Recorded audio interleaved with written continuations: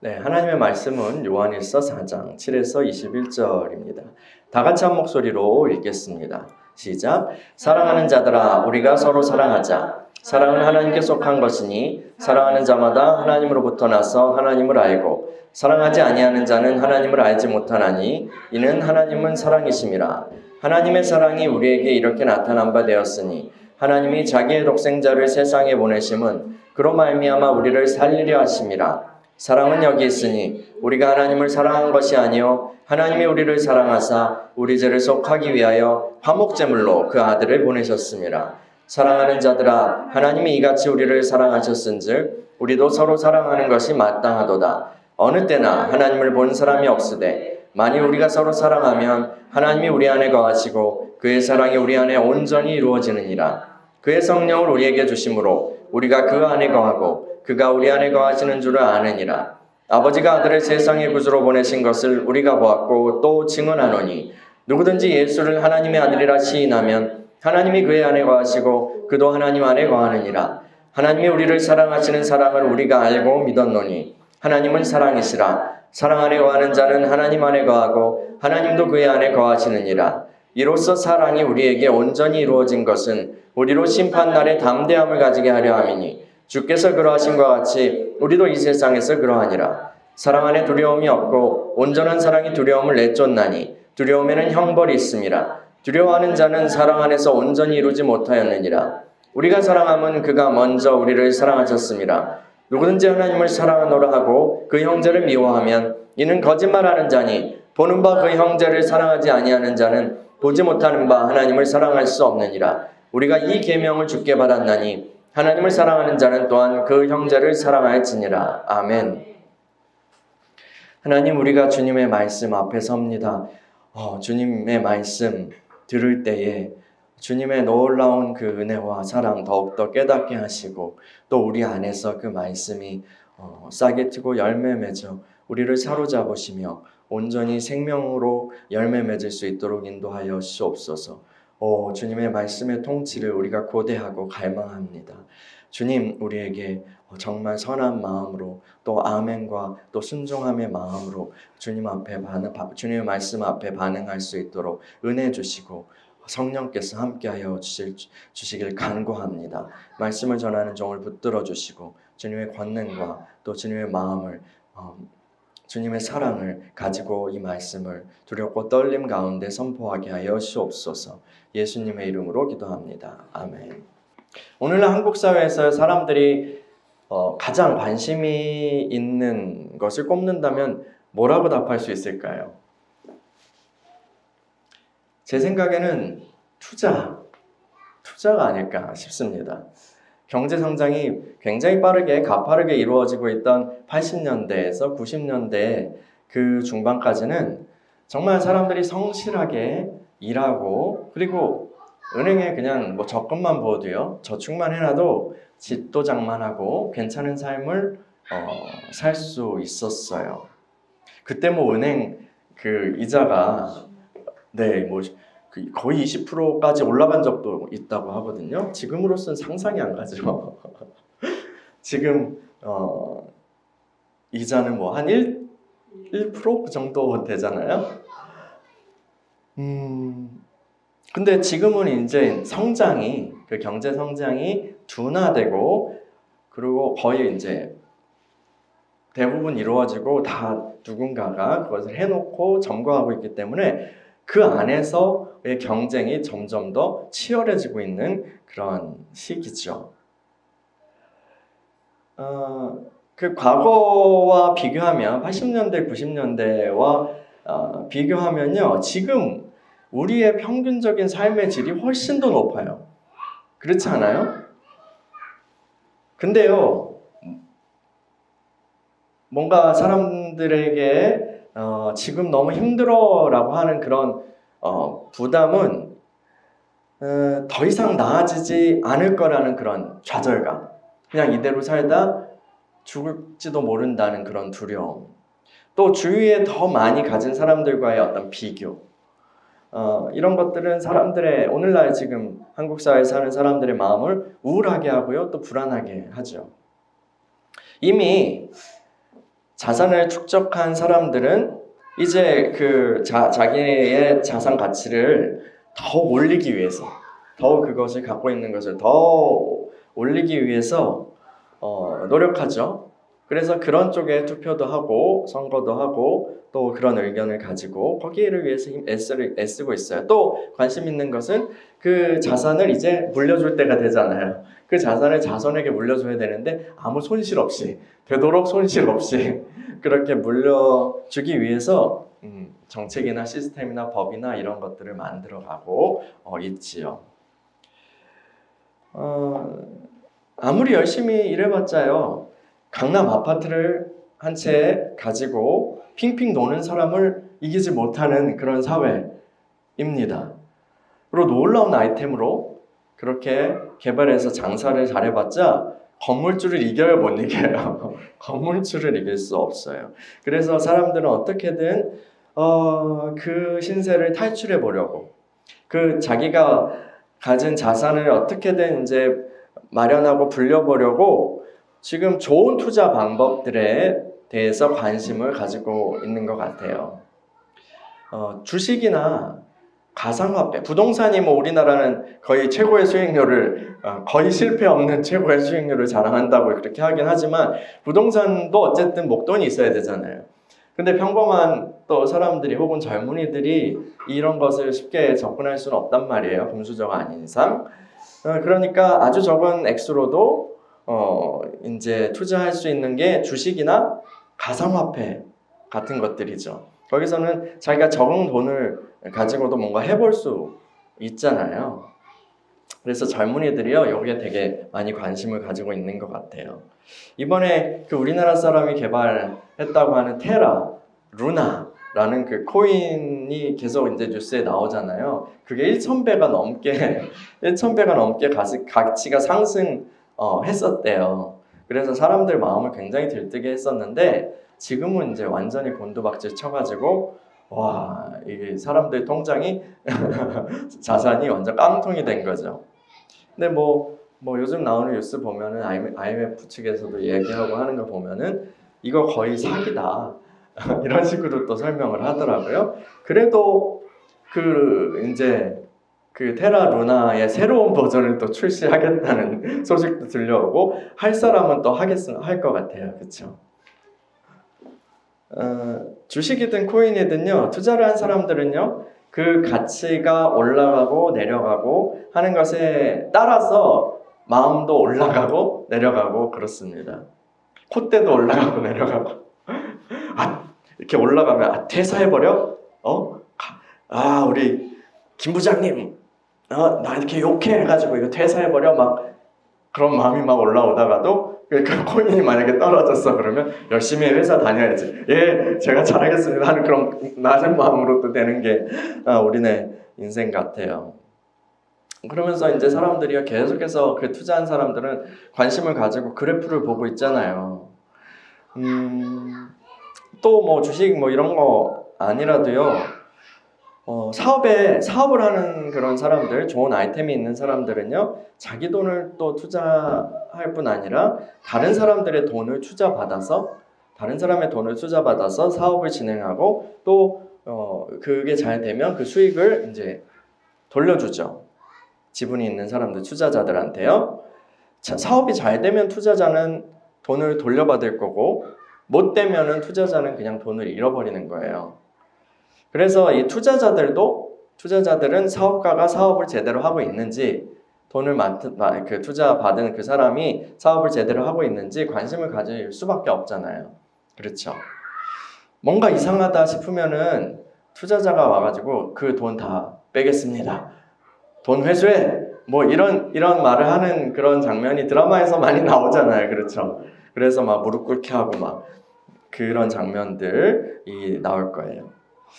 또 어떤 드라마 같은 데 보면 위험한 사람들의 돈, 아주 높은 권력자들의 돈이나 아니면 마약 카르텔, 마피아 이런 사람들의 돈을 그냥 땡겨서 투자 받았다가 잘 못해서 이제 그 끔찍한 보복을 당하는 그런 주제의 영화나 그 드라마들도 있어요.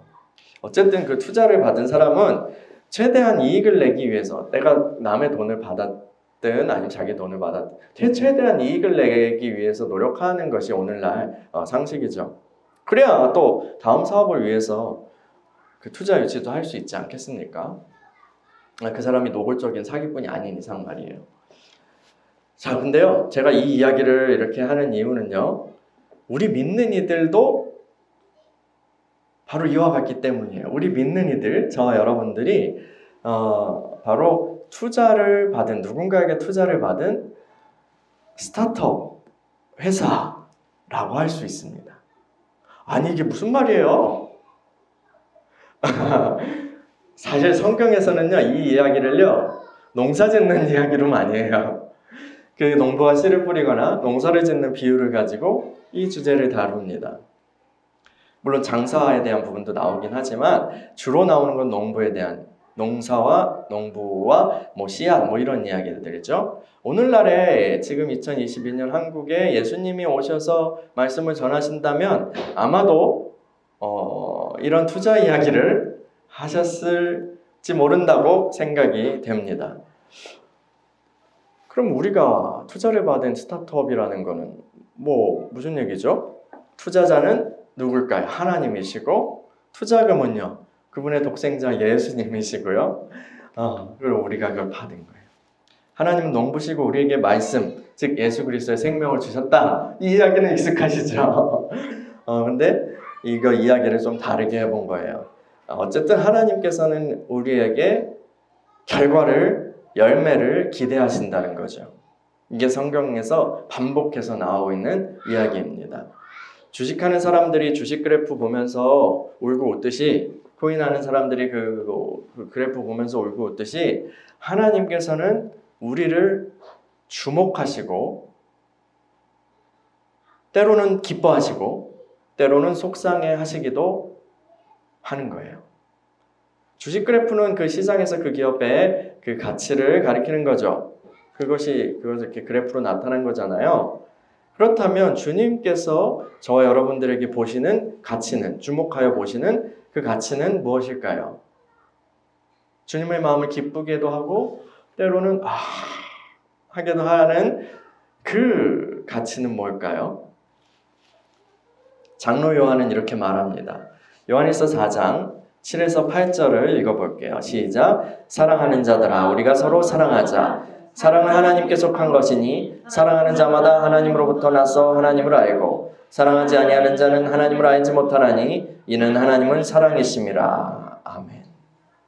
하나님께서는요, 인간을 하나님 자신의 형상으로 만드셨어요. 창조하셨죠. 하나님께서는 그런 인간들이 생육하고 번성해서 이 땅에 하나님 자신의 영광을 충만하게 보여주는 것을, 드러내는 것을 원하셨어요. 그런데 사람은 타락했고요. 오히려 하나님의 대적인 그 마귀의 노예가 돼서 하나님을 욕되게 했죠. 하나님께서는 그런 사람을 포기하지 않으시고 구원하셨습니다. 근데 구원받은 저와 여러분 그 구원을 받은 사람들인데 이 구원받음은 끝이 아니에요. 처음 아담이 창조되었을 때 처음 아담이 가졌던 그 부르심의 시작점에, 스타트 라인에 우리가 다시 서게 된 거예요. 우리가 구원받았다는 거, 예수 믿고 처음에 믿음 생활을 시작한다는 건 그런 거예요. 끝이 아니에요. 다 끝난 게 아니에요. 처음에 아담이 가졌던 그 부르심의 시작점에 다시 서게 된 거란 말이에요.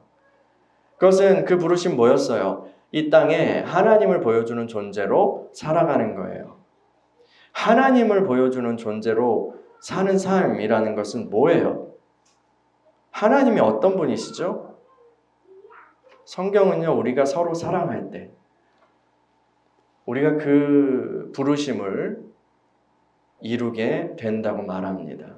왜냐하면 하나님은 사랑이시기 때문이죠. 하나님은 사랑이십니다 라는 말은 참으로 아름다워요. 아름다운 말입니다. 그런데요, 우리는 때때로 그 말씀을 오해합니다. 자신이 생각하는, 혹은 이 시대가 생각하는 그런 사랑의 개념을 가지고 그대로 가지고 하나님이 그런 분이시구나 라고 여기는 거예요. 뭐 이 시대의 사랑은 뭐예요? 이 시대의 사랑은 뭐죠? 뭐 영어식 표현으로 Oh, I love it! 이렇게 하는 표현이 있어요. 그럴 때 그거는 어이구 그 귀걸이 이쁜데 그건 마음에 드는데 참 멋있다 이런 뜻이에요. 이 시대의 사랑은 어떤 물건이나 대상이 내 취향에 맞다는 거예요. 어떤 사람이나 혹은 사물이 자신의 급이나 스타일에 맞고 만족감이나 이익을 줄 때 우리는 그걸 사랑해요. 근데 거기서 벗어나면 사랑이 식어요. 또 이 시대의 사랑은 어때요? 어떤 사람은 지배욕이나 성욕을 사랑이라고 말합니다. 그래서 막 뭐 자녀를 막 엄청 통제하고 그렇게 공부를 하라고 막 쥐잡듯이 잡으면서 이게 다 사랑해서 그러는 거야 라고 하기도 하고, 또 왜곡된 어떤 성욕이나 이런 부분들을 그냥 그건 사랑이니까 하나님은 사랑이시니까 이건 좋은 거야 라고 그대로 그냥 생각해 버리기도 해요. 또 어때요? 이 시대의 사랑은요, 자신에게 좋은 말만 하고 기분을 좋게 만들면 내가 사랑받고 있구나 라고 여기는 경우가 많아요. 근데 오히려 그 반대의 경우는 사랑이 아니구나 라고 받아들이는 경우가 참 많죠. 이런 것들이 이 세상의 사랑의 개념들이에요. 우리가 사랑에 관한 이러한 관점들을 가지고 있으면서 하나님은 사랑이시라라고 단순히 고백한다면 그것은 틀린 것입니다. 장로 요한은요, 우리가 하나님은 사랑이시다라는 말씀을 오해하지 않도록 그 사랑이 무엇인지 친절하게 가르쳐주고 있어요. 계속해서 말씀 읽어볼까요? 요한일서 4장 9에서 11절이요. 9에서 11절 시작. 하나님의 사랑이 우리에게 이렇게 나타난 바 되었으니 하나님이 자기의 독생자를 세상에 보내심은 그로 말미암아 우리를 살리려 하심이라. 사랑은 여기 있으니 우리가 하나님을 사랑한 것이 아니요 하나님이 우리를 사랑하사 우리 죄를 속하기 위하여 화목제물로 그 아들을 보내셨습니다. 사랑하는 자들아, 하나님이 이같이 우리를 사랑하셨은즉 우리도 서로 사랑하는 것이 마땅하도다. 아멘. 하나님께서는요, 짠 나타나시거나 아니면 소리로 그냥 쭉 어떤 신비하게 나타나셔서 내가 사랑이다우 다우 하면서 그렇게 말씀한 신탁처럼 던져주고 가신 것이 아니에요. 하나님은 사랑입니다 라는 이 성경의 고백은요, 그 진술은 그렇게 주어진 것이 아니란 거예요. 야, 받았어? 나는 사랑이다. 나는 사랑이다. 이렇게 한 것이 아니란 말이에요. 철학자들이나 종교의 천재들이 하나님에 대해서 연구하고 묵상하고 추론해서 그 하나님의 본질에 대해서 그 의미를 막 찾아서 나온 그런 결과도 아니에요.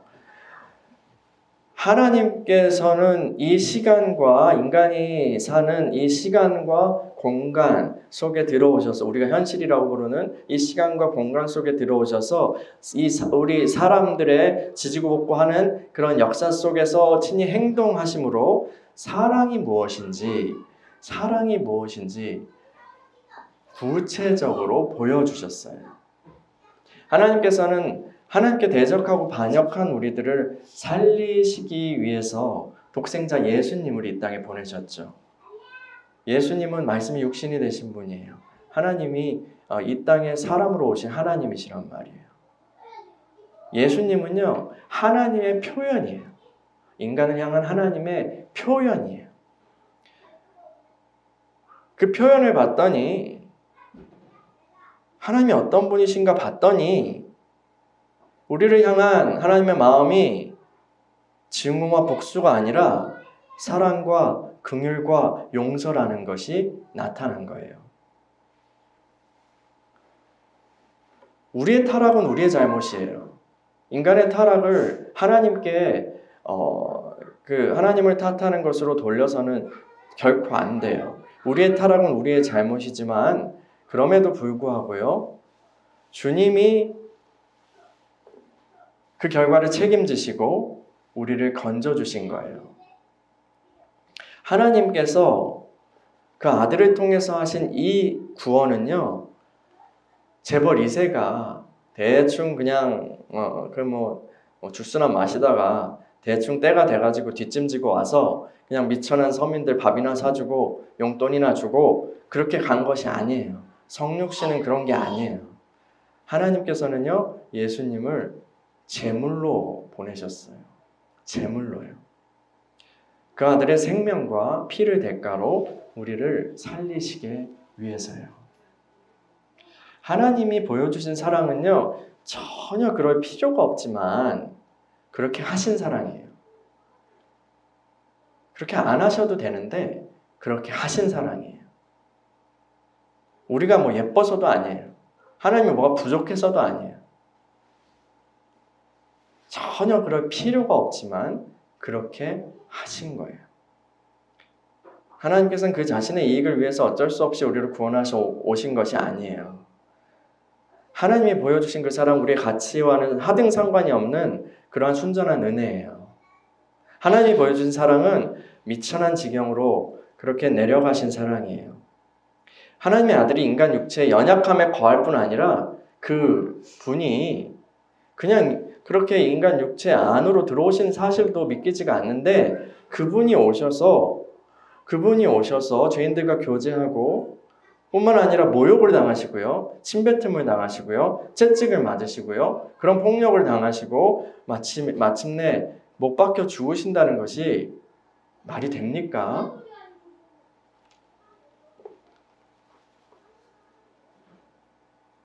근데 하나님 그렇게 하셨어요. 이것이 성경에 나타난 하나님의 사랑 이야기예요. 하나님이 보여주신 사랑은요, 우리의 짐을 대신 지시는 그 사랑이에요. 이 세상 사람들은 어떻게든요, 내 짐을 남이 들고 가도록 하려고 머리를 굴립니다. 내 짐을 나는 되도록 일 안 하고, 나는 되도록 짐을 지지 않고, 내 짐을 어떻게 하면 저 사람이 지면서 나는 이득을 취할 수 있을까? 이것이 이 세상 사람들의 고민이에요. 그렇게 잘하면 성공한 사람이 되는 거죠. 심지어 사람들은요, 뭔가 함께 짐을 지는 것도 부담스러워하지 않아요? 함께 그렇게 짐을 지는 것 자체도 굉장히 힘들어하지 않습니까? 근데 주님께서는요, 전혀 그렇게 하실 필요가 없는데 주님께서는 우리가 감당해야 할 그 짐을 대신 져 주셨어요. 또 하나님의 사랑은 어떤 거예요? 하나님이 보여주신 사랑은 자기 자신을 주신 사랑이에요. 자기 자신을 내어주신 사랑이에요. 예전에 대학 시절에요, 그 CCC 선배가 저에게 해준 말이 저에게 되게 충격으로 와닿았던 말이 있었어요. 사랑에는 헌신이 수반되어야 합니다 라는 이야기였어요. 저는 굉장히 그 말을 크게 들었죠. 사랑에는 헌신이 수반되어야 한다. 이게 성경이 우리에게 가르치는 사랑이에요. 그것이 하나님의 사랑이에요. 오늘날 우리가 사랑이라고 부르는 그런 얄팍한 것들은요, 어떠한가요? 이득이 되면, 기분이 좋으면, 함께 하다가도 약간이라도 손해가 날 것 같으면 빠른 손절로 갑니다. 남녀 관계도 그렇고요. 심지어 교회도 그렇고요. 부담 없는 그런 관계를 원하죠. 그런 공동체를 원하죠. 그러나 하나님의 사랑은요, 책임과 헌신을 동반하는 사랑입니다. 예수 그리스도께서 우리를 위해 십자가에 죽으셨다는 사실을 믿는 것은 이 하나님의 사랑을 받아들인다는 의미예요. 여러분은 그 하나님의 사랑을 받으셨습니까? 십자가의 그리스도를 통해서 확증된 하나님 아버지의 그 사랑을 만나셨나요? 그 사랑을 만난 사람들이 바로 그리스도인들이에요. 그리고 우리가 또 다른 사람들에게 복음을 전한다는 것은요, 그 하나님의 사랑을 전한다는 것입니다. 이 하나님의 사랑을 받고 우리는 신앙의 문턱으로 진입해요. 근데 이거는 시작이에요. 시작이요. 이것은 씨앗이 심겨진 것 같아요. 그냥 문에 들어간 것과 같아요. 우리는 이제 신앙의 길을 계속해서 걸어가야 하고요. 또 싹을 틔우고 자라가며 열매를 맺는 대로 나아가야 해요. 장로 요한은 사랑하는 자들아 하나님이 이같이 우리를 사랑하셨은즉 우리도 서로 사랑하는 것이 마땅하도다 라고 말합니다. 우리는요 바울의 표현대로 하면 영광에서 영광으로 나아가야 해요. 영광에서 영광으로요. 주님의 사랑을 받는 그것이 그 주님의 영광을 보죠. 그리고 또한 그 영광을 보여드리는 존재로까지 나아가야 해요. 그리스도 안에 있는 놀라운 사랑을 받은 우리는 이제 그 사랑을 온 세상 가운데 드러내는 존재로 완성되어 가야 하는 거죠. 하나님의 뜻은 우리를 통해서 하나님의 영광이 온 땅에 드러나는 것입니다. 계속해서 말씀을 읽어볼까요? 요한일서 4장 12에서 16절이요. 요한일서 4장 12에서 16절 시작. 어느 때는 하나님을 본 사람이 없으되 만일 우리가 서로 사랑하면 하나님이 우리 안에 거하시고 그의 사랑이 우리 안에 온전히 이루어지느니라. 그의 성령 우리에게 주심으로 우리가 그 안에 거하고 그가 우리 안에 거하시는 줄을 아느니라. 아버지가 아들을 세상의 구주로 보내신 것을 우리가 보았고 또 증언하노니 누구든지 예수를 하나님의 아들이라 시인하면 하나님이 그의 안에 거하시고 그도 하나님 안에 거하느니라. 하나님이 우리를 사랑하시는 사랑은 우리가 알고 믿었노니 하나님은 사랑이시라. 사랑 안에 거하는 자는 하나님 안에 거하고 하나님도 그의 안에 거하시느니라. 아멘. 하나님께서 그리스도를 통해서 우리를 향한 자신의 사랑을 보이심으로 자신의 영광을 나타내셨어요. 그리고 이제 그리스도 안에 있는 우리들을 통해서 그 영광을 나타내시기를 원하고 계시죠. 우리가 하나님의 그 사랑으로 서로 사랑하는 삶을 살 때 이 세상은 우리를 통해서 하나님을 알게 되는 거예요. 하나님을 보게 되는 거예요. 이 세상 사람들은 묻죠. 하나님은 어디 계셔? 너희 하나님을 보여봐. 성경은 우리가 하나님을 보여줄 수 있다고 말해요. 어떻게 해요? 우리가 서로 사랑할 때 사람들은 우리 안에서 하나님을 보게 되는 거예요. 여러분, 누군가 또 우리가 참된 그리스도인인지 점검할 수 있는 세 가지 기준이 이 방금 읽은 말씀에 나와요. 하나는 이거예요. 예수를 하나님의 아들 그리스도로 고백하는 거예요. 여러분, 예수님이 그리스도이신 것을 믿으십니까? 고백하십니까? 또 한 가지는요. 여러분 안에 성령께서 계시는지의 여부예요. 성령을 받았는지. 어떤 사람들은요. 그 내주하시는 성령님을 우리가 거의 경험할 수 없는 것처럼 말하고 싶어 해요. 그러나 성경 여러 곳에서는요. 이 성령을 받았다. 성령을 주심을 사람이 확실하게 인식할 수 있는 어떤 경험으로 그렇게 말하고 있어요. 사도행전은 말할 것도 없죠. 사도행전에 의해서는 굉장히 그런 것들이 많고 갈라디아에서 보면 바울은 이제 너희가 성령을 받은 것이 갈라디아 교인들에게 너희가 성령을 받은 것이 율법의 행위로냐 혹은 듣고 믿음으로냐 이렇게 이야기를 해요. 그러니까 성령을 받은 건 확실한 거 알잖아. 너희가 지금 그 안에 있잖아. 너희 안에 주님 계시잖아. 너희 성령 받았지, 그지? 네. 그럼 그거 성령 받은 거 믿음으로야 율법으로야? 바울은 그들이 이렇게 대답하리라는 걸 알고 있죠. 듣고 믿음으로요. 그런데 왜 할례를 받으려고 그래? 이 얘기를 이제 갈라디아에서 하는데 이 성령을 받은 것을 그들이 이제 아리까리한 그런 게 아니라 확실하게 경험하고 알고 있다라는 것을 전제하고 그렇게 근거로 사용한다는 거예요. 장로 요한도요 비슷하게 말하고 있어요. 이 성령을 주심을 통해서 너희가 성령 받음, 성령을 주신 것 통해서 우리가 주님 안에, 주님이 내 안에 거하게 되었음을 여러분 알 수 있다라고 말하고 있어요. 여러분 안에 성령께서 계셔요? 성령 받으셨어요?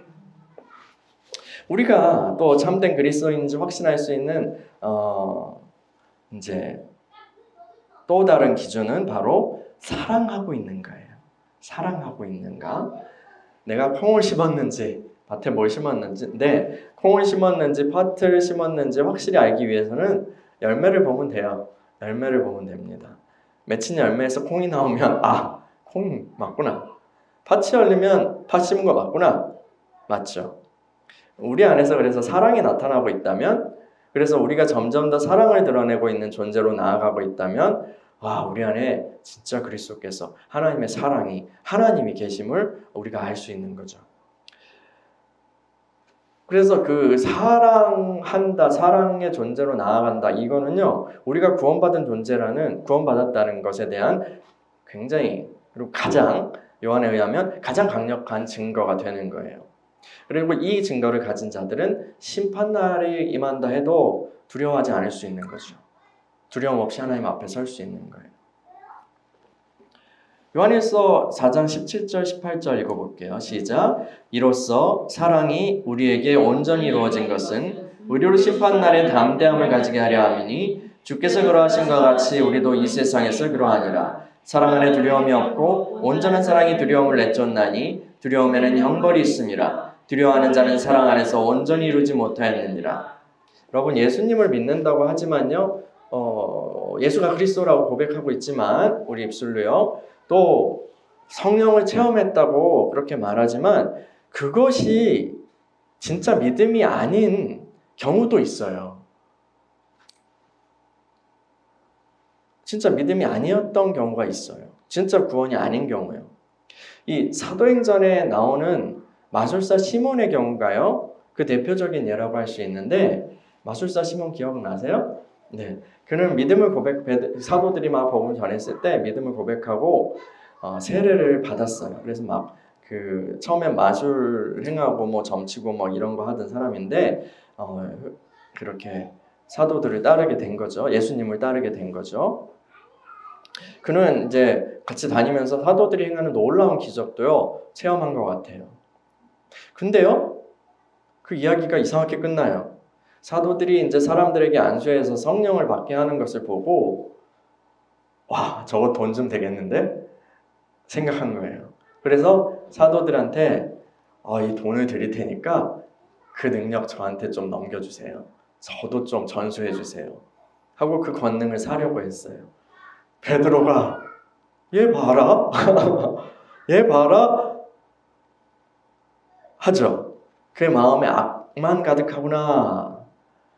그래서 거의 이제 출교라고 할 수 있는 그런 징계를 내립니다. 물론 회개의 여지를 두지 않은 건 아니죠. 그 후에 회개하고 시몬이 회개하고 다시 돌아왔는지는 성경이 기록하지는 않아요. 안 돌아왔을 수도 있을 것 같아요. 근데요, 많은 교사들이 이 시몬의 처음 믿음이 그가 믿었더라 이렇게 하거든요. 그 성경에서는. 근데 그 믿음이 가짜였다는 것에 동의합니다. 처음 구원 받았다가 그것이 중간에 틀어진 게 아니라 처음에 믿었더라 그 말이 그냥 표면적인 그런 관찰이었다는 것에 동의를 해요. 진짜로 믿은 게 아닌 거죠. 구원받을 만한 믿음이 아니었던 거예요. 또 주님께서는요 이렇게 말씀하셨어요. 나보고 주여 주여 한다고 다 천국에 들어가는 건 아니야. 마지막 날 어떤 사람들이 주님 왜요? 왜 우리 못 들어가요? 우리는 성령의 권능으로 예언하고요. 귀신도 쫓고요. 그랬잖아요. 그렇게 호소할지라도 주님은 내가 너희를 도무지 모른다. 불법을 행하는 자들아 내게서 떠나가라. 라고 말씀하실 거라고 했어요. 그리고 누가 천국에 들어간다고요? 오직 주의 뜻대로 행하는 자들만 마지막 날 심판대 앞에서 담대할 수 있다라는 거예요. 주님의 뜻은요, 바로 사랑하는 거예요. 우리가 사랑의 길로 행하고 있다면 우리는 주님의 구원 안에 있습니다. 사랑하는 자들은 주님의 사랑 안에 거합니다. 하나님이 우리를 사랑하셨으니 우리도 다른 이들을 그렇게 사랑해야 해요. 이 사랑은요, 아까 말씀드린 것처럼 나에게 이익이 되거나 좋게 대하는 그런 사람만을 사랑하는 사랑이 아니죠. 이 사랑은 원수를 사랑하는 거고, 그것은 기본적으로요, 용서하는 사랑이에요. 우리가 어떤 이들을 향해서 끝까지 용서하지 않는 완고한 마음을 품을 때 하늘의 하나님께서도 우리를 용서하지 않으십니다. 그럼 주님의 말씀이에요. 우리가 긍휼히 여기지 않으면 그것은 배은망덕한 것입니다. 근데 지금 다른 이들을 긍휼히 여기는 사람은요, 마지막 날 심판자 되시는 주님으로부터 긍휼히 여김을 받을 거예요. 긍휼히 여기는 자는 긍휼히 여김을 받을 것이다 라는 말씀이 그러한 거죠.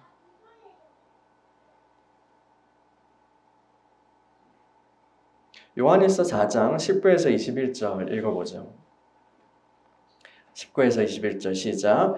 우리가 사랑함은 그가 먼저 우리를 사랑하셨습니다. 누구든지 하나님을 사랑하노라 하고 그 형제를 미워하면 이는 거짓말하는 자니 보는 바 그 형제를 사랑하지 아니하는 자는 보지 못하는 바 하나님을 사랑할 수 없느니라. 우리가 이 계명을 주께 받았나니 하나님을 사랑하는 자는 또한 그 형제를 사랑할지니라. 아멘. 이 세상에서요, 사람들은요, 미움과 복수의 연쇄 작용 가운데 살아가요. 힘이 비슷한 경우는요, 나 쳤어? 너도 한 대 맞아봐 하면서 이렇게 서로 전쟁을 벌이죠. 근데 힘이 비슷한 경우보다는 힘이 차이가 나는 경우가 훨씬 많아요. 그래서 그게 어떻게 되냐면, 우리 속담에서도 조상들이 아주 통찰력 있게 말씀하셨지만 종로에서 뺨 맞고 한강에서 화풀이하는 삶을 살아가는 거예요. 이게 미움과 복수의 연쇄작용이에요. 남편이나 아내에게 화가 나면요, 부부싸움 하면요, 그 화가 어디로 가요? 네, 아이들에게 가요. 제 얘기예요. 아이들은요, 근데 그 화를 그대로 품고 있어요? 그렇지 않아요. 그 화가 쌓이면요, 뭐 반항도 하지만 결국은 또 다른 약한 쪽으로 나가요. 다른 약한 아이들을 괴롭히거나 아니면 아주 나쁜 경우 더 약한 동물이나 아니면 스스로에게 화풀이를 하죠. 스스로를 갉아먹죠.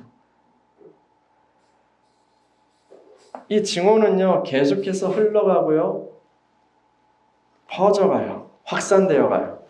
그냥 증오의 줄기가 하나가 아니라 또 이게 막 산탄처럼 퍼져가요. 근데 그 고리를 누군가는 끊어야 되는데요, 지금 그 미움을 받고 그 폭력을 당하고 복수를 당하고 그거에서 누군가는 그 고리를 끊어야 되는데 쉽지 않아요. 왜냐면 억울하거든.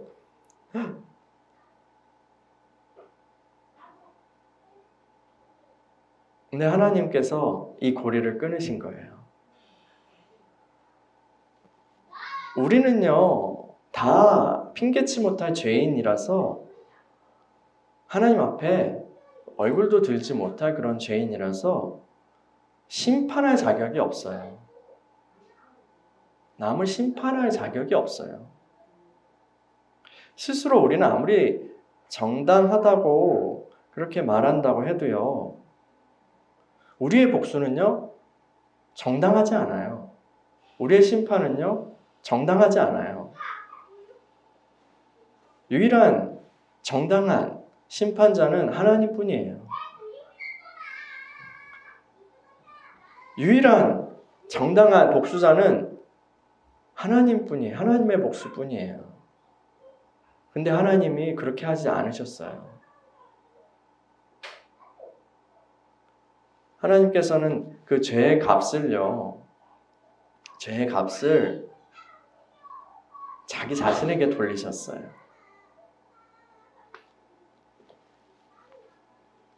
그리고 우리들에게는 용서를 베푸셨죠. 이것이 하나님이 먼저 우리를 사랑하셨다는 말씀의 의미예요. 우리는요, 우리의 정당함을 주장하면서 형제를, 자매를 계속해서 증오하려고 해요. 내 증오하는 마음을 계속해서 합리화하고 있어요. 근데 하나님께서는요, 증오의 연쇄작용을 끊으시고 우리에게 사랑을 베푸셨는데, 우리가 그 하나님을 안다고 하면서 형제를 미워한다면 그 하나님의 사랑을 헛되이 받은 거예요. 우리가 아무리 아름다운 언어로 주님을 찬양하고 경배하고 또 사랑을 고백한다고 하여도 형제를 미워하고 저주하고 있다면 우리 신앙 고백과 경배는 가짜일 수 있는 거예요. 하나님을 아는 자는요, 사랑의 미움의 연쇄작용에서 벗어나서 사랑의 연쇄작용 안에 들어와 있는 사람이에요. 하나님의 뜻은 하나님을 사랑하고 이웃을 사랑하는 거예요. 하나님을 사랑하고 이웃을 사랑하는 거, 이건 두 가지 계명처럼 보이지만 한 덩어리예요. 유기적으로 연결되어 있는 한 가지 계명이에요. 가장 큰 계명이죠. 하나님이 먼저 우리를 사랑하셨기 때문에 우리는 그 사랑에 반응해요. 이 반응이라고 해서 우리의 어떤 자연적인 것으로 반응한다기보다 그런 것이 아니라 하나님의 사랑을 우리가 돌려드리는 거예요. 고대의 그 훌륭한 교부들은 그렇게 얘기했어요. 하나님의 사랑을 받아서 우리가 그걸 돌려드리는 거예요. 그게 믿음 생활이에요. 하나님께 그것을 돌려드리면, 우리가 그렇게 돌려드리는 것을 반응한다면 그것은 감사와 경배죠. 하나님을 향한 경건의 모습이에요. 근데 그것이 또 이웃을 향하여서는 어떻게 해요? 그 사랑이 이웃을 향하여서 우리가 반응하게 된다면 그것은 용서와, 그 사랑은 용서와 자비를 베푸는 삶으로 나타나게 돼요.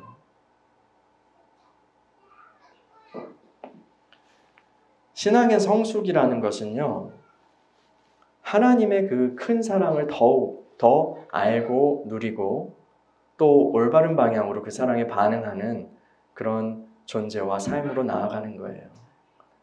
교회에서요, 우리가 믿음 생활한다고 우리가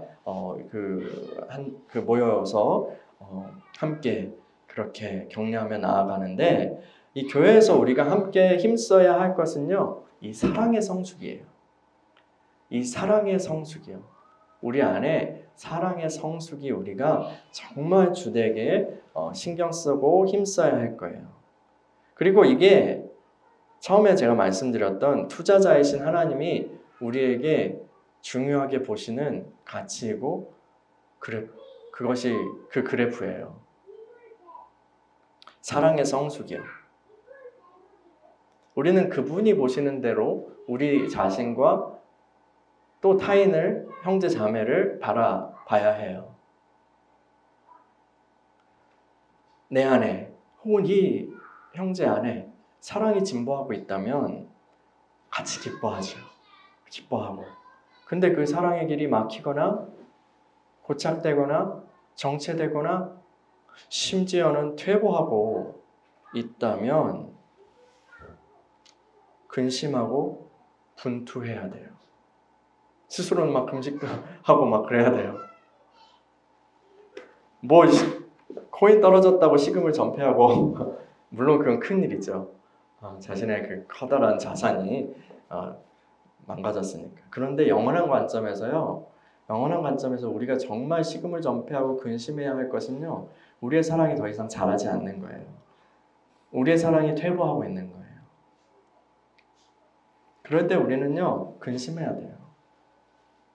신경 써야 돼요. 눈물 흘려야 돼요.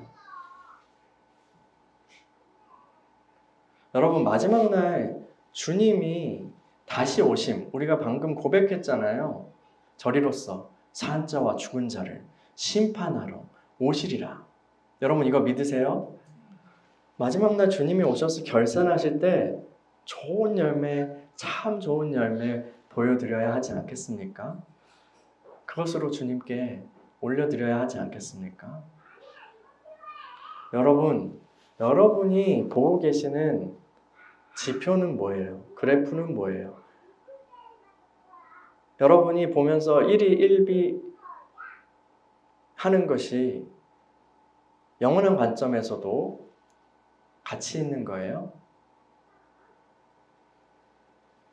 엉뚱한 지표에 영혼과 마음을 다 쏟고 계시지는 않은가요? 여러분의 관심은 어디에 있습니까? 우리 같이 기도하겠습니다.